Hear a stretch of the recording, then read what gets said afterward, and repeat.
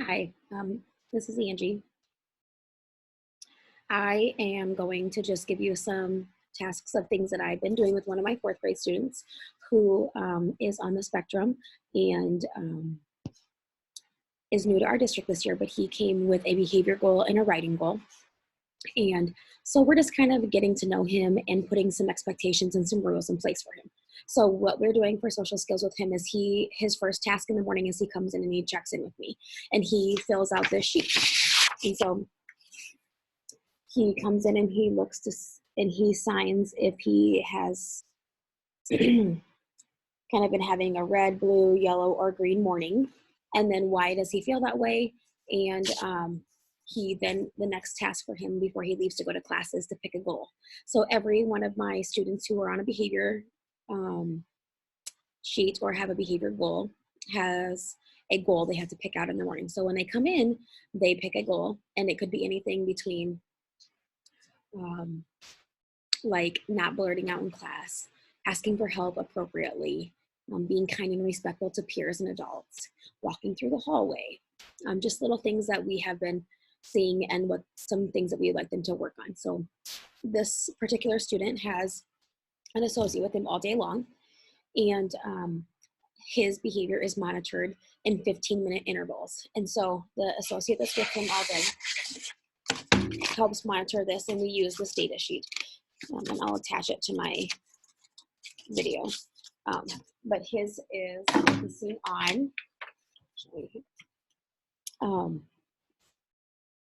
his focus is on following directions and remaining calm.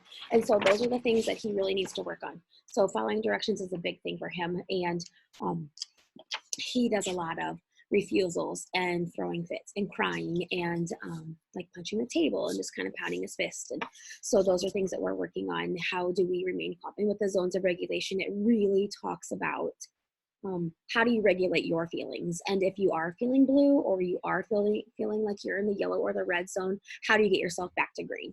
And so those are the skills that we're working on with him throughout the day. He does see this sheet at the end of the day. He and I go over the sheet. We talk about some of the really good things that happened during the day and some areas that we need to continue to work on and what do we need to do better for tomorrow. Another task of his then is throughout the day, he is able to earn wolves. And our mascot is wolves, and so that's what he picked. And so I created this chart for him.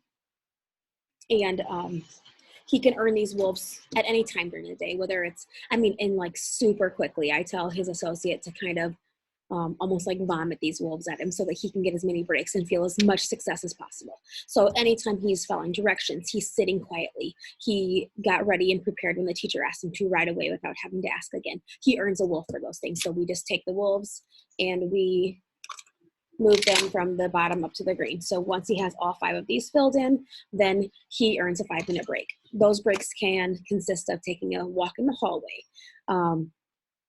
Coming to my classroom, I have a small, like a miniature trampoline. I have a swing.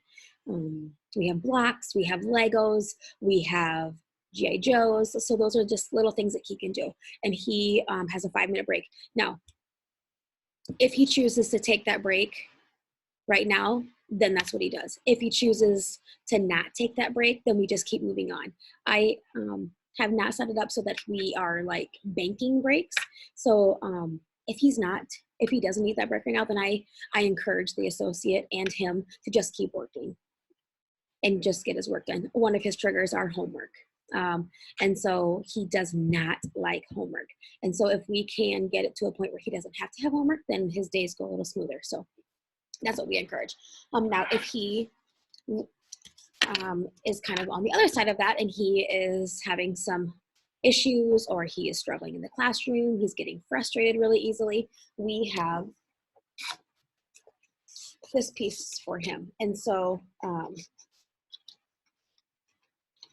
it is just a card, and it has clips on it, and they all have letters on them that the word says kind. If you turn it around, you can kind of see it.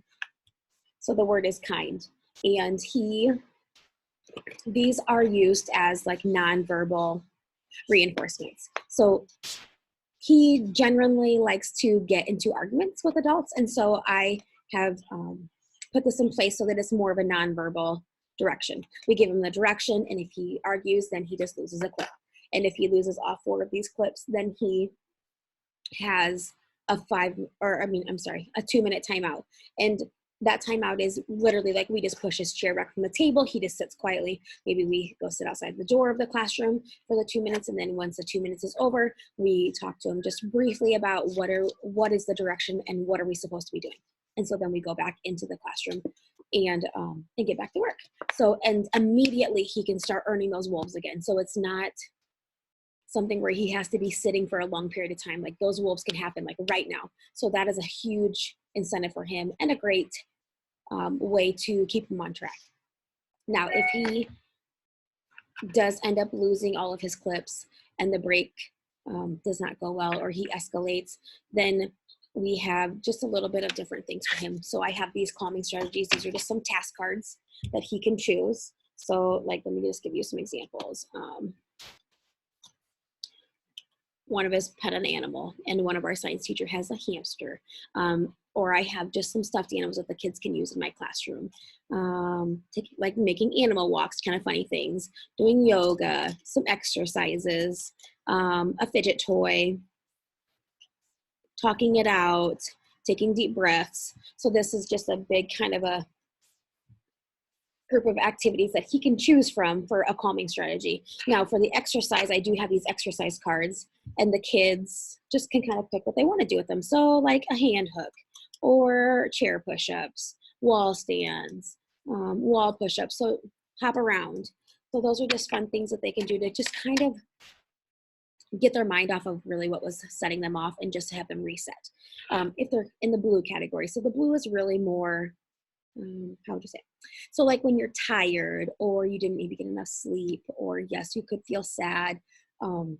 Those kind of sluggish, those are very typical responses to the morning or like maybe after lunch. So with those, I have these wake up strategies. So he oftentimes uses these in the morning when he comes to school because he is often tired in the morning. So we just kind of do some wake up strategies. So some of those would be animal walks, some exercises, heavy lifting, yoga, getting some fresh air, blowing bubbles, listening to music, some bright lights.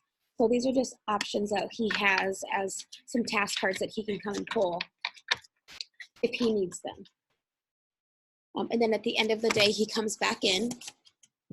We go over his daily chart that is this 15-minute intervals again.